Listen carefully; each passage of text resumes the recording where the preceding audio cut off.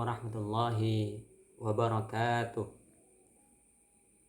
Baik sobat SHC, kita jumpa lagi di dalam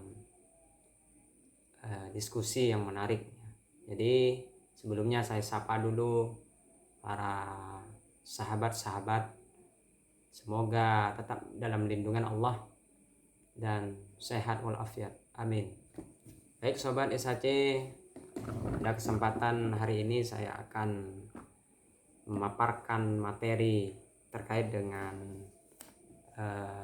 sistem politik yang ada di Indonesia, baik itu sistem yang memang diatur dalam ungkapan-ungkapan ilmuwan ataupun dalam sistem perpolitikan yang ada di Indonesia itu sendiri.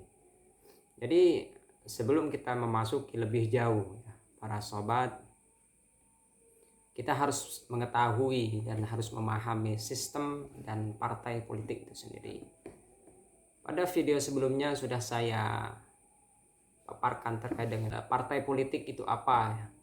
Jadi sekarang kita membicarakan terkait dengan sistem partai politik ataupun sistem kepartaian yang ada di Indonesia maupun yang kita harus ketahui. Sistem itu apa sebenarnya? Jadi sistem ini alat ya. Sistem ini alat di mana setiap kegiatan, setiap tugas, setiap pekerjaan tentu seseorang harus berlandaskan kepada sistem. Jadi sistem ini alat untuk mengatur, alat untuk memberikan cara pandang, memberikan paradigma terhadap seseorang yang ingin menjalankan sebuah kegiatan, sebuah kinerja, sebuah jabatan, tentu harus melalui dengan sistem-sistem yang diatur sebelumnya. Jadi sobat SHC, pada kesempatan hari ini kita akan mengulas terkait dengan sistem partai politik. Jadi sistem partai politik ataupun sistem kepartaian, saya menukil dari ilmuwan Ramlan Subakti. Beliau mengatakan bahwa sistem kepartaian adalah pola perilaku ataupun interaksi atau hubungan di antara parpol dalam suatu sistem politik. Jadi sistem kepartaian ini ialah sebuah koneksi, sebuah hubungan, sebuah interaksi ataupun sebuah jalinan kerjasama. Jadi setiap seseorang mempunyai sistem, tentu dalam sistem tersebut diatur di mana yang harus dilakukan dan di mana harus dijauhkan pada perilaku tersebut. Sehingga dalam sistem kepartaian di sini, dalam ungkapan ilmuwan tadi yang saya sebutkan, tentu ini menjadi sebuah acuan, sebuah referensi ataupun sebuah pedoman di mana seorang harus melakukan interaksi, harus melakukan hubungan, harus melakukan kerjasama di dalam mengemban dan meningkatkan kinerjanya ataupun keahliannya. Di dalam ungkapan misalnya, ilmuwan juga mengatakan seperti Miriam Budiarjo, bahwa beliau mengatakan dalam sistem partai politik itu sendiri terbagi menjadi 3 sobat ya. Jadi yang pertama, sistem partai tunggal, yang di dalam bahasa Inggrisnya one party. Jadi di situ ada sistem partai tunggal ya. Yang kedua, sistem dwipartai atau two party system ya. Yang ketiga, sistem banyak partai atau multi party system. Nah, ini menjadi acuan di mana sebuah lembaga, sebuah negara harus mempunyai sistem di mana yang harus digunakan. Apakah yang pertama tadi sistem satu partai, sistem tunggal, ataupun sistem 2 partai atau banyak partai. Kita misalnya melihat di negara kita sendiri ya, negara Indonesia menganut sistem multipartai, di mana sistem multipartai ini harus melakukan hubungan, harus melakukan kerjasama, harus berkoalisi antara satu partai dengan partai yang lain. Maka dari itu dianjurkan setiap partai politik melakukan koalisi antara satu partai satu dengan partai yang lain, di mana di dalam koalisi memang sudah diatur ya harus berapa persen yang harus dilakukan. 2 partai, 3 partai yang sekiranya dalam satu partai sudah melebihi 115 kursi, itu sudah bisa mencalonkan dari partai itu sendiri.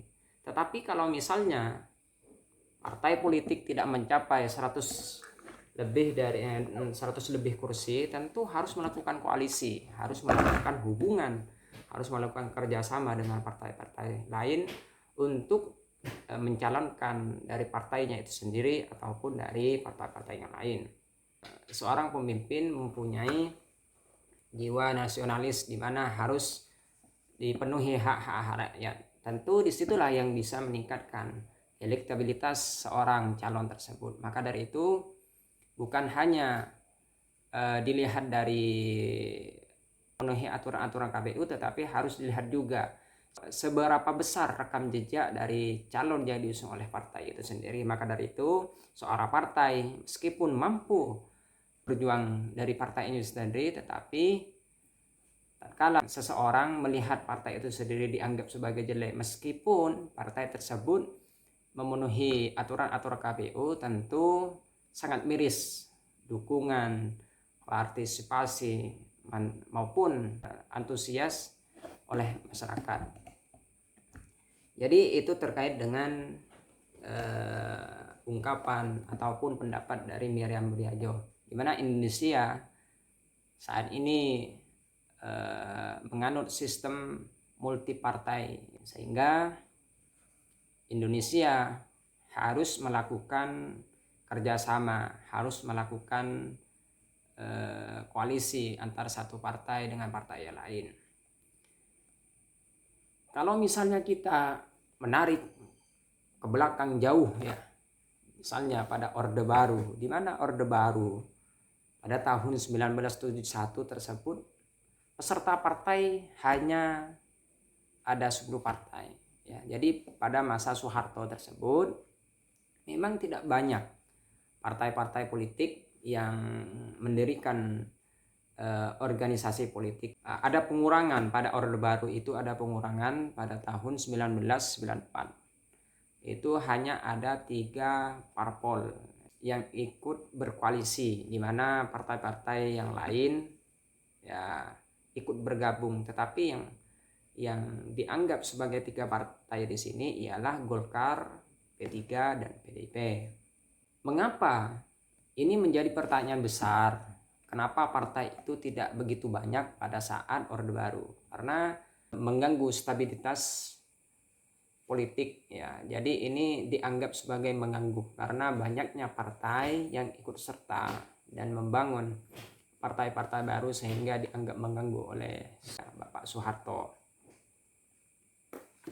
Dan di sini pada era reformasi, di mana pada tahun 1999 tersebut jumlah partai politik memang drastis bertambah ya. Ada 48 partai politik, di mana 40 partai tersebut ikut dan berpartisipasi dalam kompetisi pemilu dan pilkada. Pada tahun 2004, di mana era Susilo Bambang Yudhoyono yang disingkat dengan SBY tersebut, partai juga ada pengurangan, di mana jumlah partai menjadi 24 partai politik ya. Jadi sampai sekarang pun ya Indonesia masih menganut dalam sistem multipartai, banyak partai, tanpa adanya koalisi, tanpa adanya hubungan dengan partai politik, tentu tidak mudah untuk meningkatkan elektabilitas dari calon itu sendiri. Meskipun rekam jejak dari calon yang diangkat oleh partai itu sangat drastis tinggi, tetapi pada fakta, pada kenyataan tentu musuh partai politik ini akan menjalankan buzzer-buzzer, baik itu dari media cetak, media sosial maupun dari media-media untuk menurunkan elektabilitas calon tersebut. Maka dari itu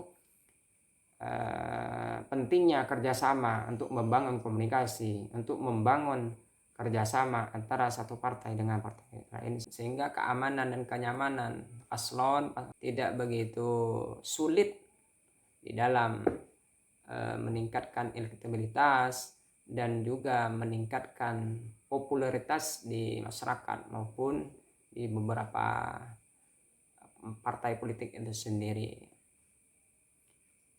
Baik sobat SHC, mungkin sampai di sini pemaparan materi pada kesempatan hari ini. Saya cukup sampai di sini, kurang dan lebihnya saya mohon maaf apabila ada kata, ucapan maupun penjelasan yang kurang jelas. Mohon maaf yang sebesar-besarnya. Dari saya, Allahul muwaffiq ila aqwamit thoriq. Assalamualaikum warahmatullahi wabarakatuh. Jangan lupa subscribe, like, comment, and